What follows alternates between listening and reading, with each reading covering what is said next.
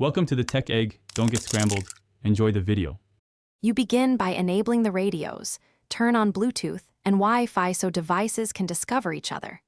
Next, open Settings, go to System, then Nearby Sharing and pick Everyone Nearby or My Devices only depending on security. Once done, choose where files save so you know where transfers land. Make sure the receiving laptop shows a recognizable device name.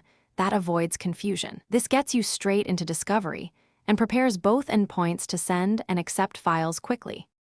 You send by right-clicking the file, S, and choosing Share then Nearby Sharing.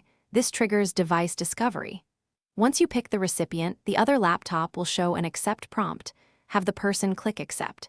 If you're sending many files, break them into smaller batches to avoid timeouts.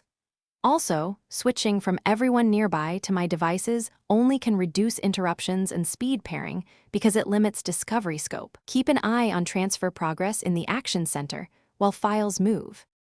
You finish by checking the Save folder and opening a transferred file to verify it completed intact. If the target device never appears, toggle Bluetooth and Wi-Fi off then on and restart Nearby Sharing. This often fixes discovery. Once done, try sending again. Make sure both laptops are awake and unlocked. If problems persist, update Windows and Bluetooth/Wi-Fi drivers and temporarily disable firewall or VPN because they can block discovery. That single troubleshooting tip usually resolves stubborn connection issues quickly. Thanks for watching. Consider subscribing if I helped unscramble your problems.